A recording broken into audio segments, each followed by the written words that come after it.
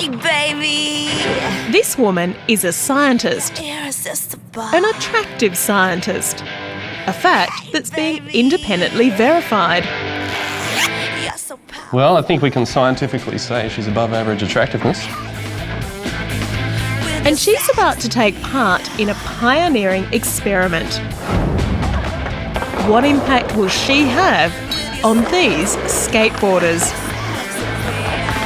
By now you're possibly thinking this is a wind-up, but no, it's a real study. The skaters here don't even know what's really going on. They think they're being assessed by sports psychologists on what makes a good skater. But the question that's really being asked is why is it that young men take such potentially fatal risks? Foolish young men are a serious business.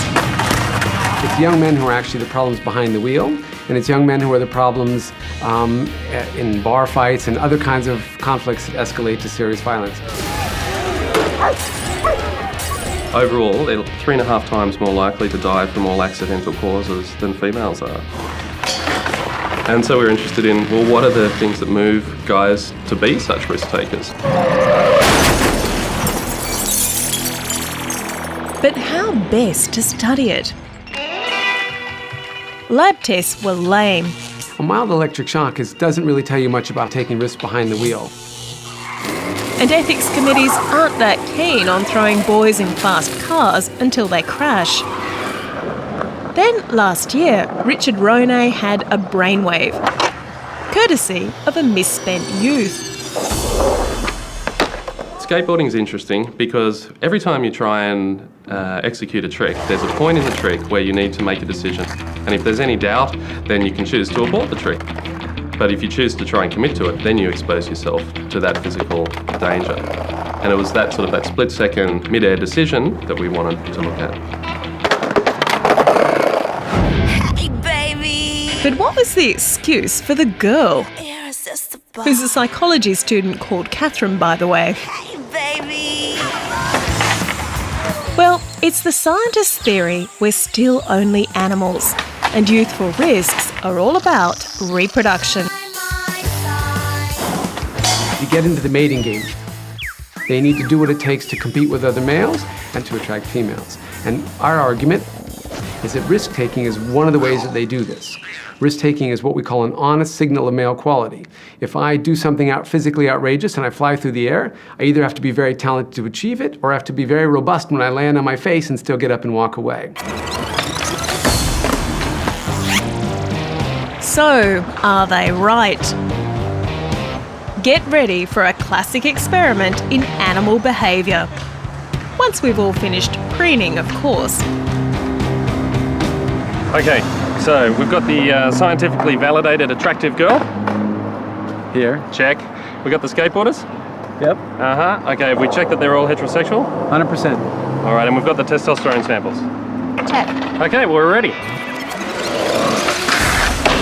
So each of these skateboarders has been asked to perform a difficult trick, one that they're not so confident with.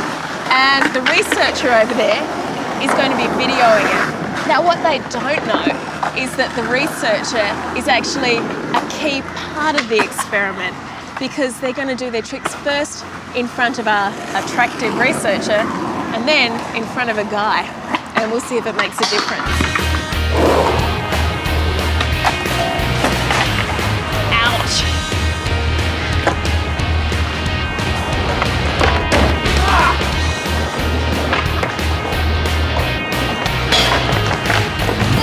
That ought to hurt. Oh, really? Did you get a skateboarders? Really? They also answer questions, apparently about skateboarding, but really so they can interact with Catherine, How did you do that skateboard? who's pulling some top tricks of her own, which appear to be effective.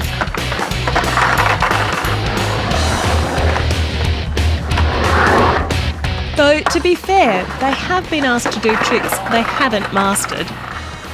A little bit frustrating, was that? Yeah. The luck of the day. It's all good. It'll be okay. Now we swap to the male researcher. You do it. Oh.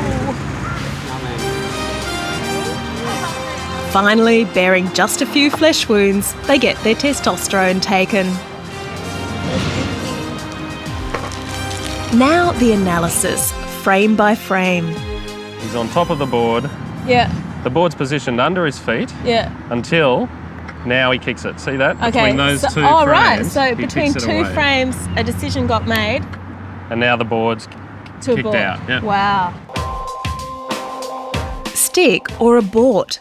That's what they have to decide with no time for conscious thought. He's stuck to it, and he's down. Fortunately, he also gets up. That's where he got a bit bloody. do you want it from the elbow? Okay. They've already run 100 skateboarders through this. And, drum roll please, Hey guys. So, we haven't been completely honest. time to reveal the truth and the results of the experiment. And what we found was that you bail the trick less when Catherine's present. You're more likely to stick to the board. What do you think about that? Surprising? Yeah, I feel slightly ripped off. In other words, with Catherine around, they were more likely to take the risk. What's more, on average, their testosterone was higher in her presence. And it was the degree to which they showed the increase in testosterone that led them to show this increase in risk-taking. But haven't the scientists just proven the bleeding obvious? At one level, possibly so.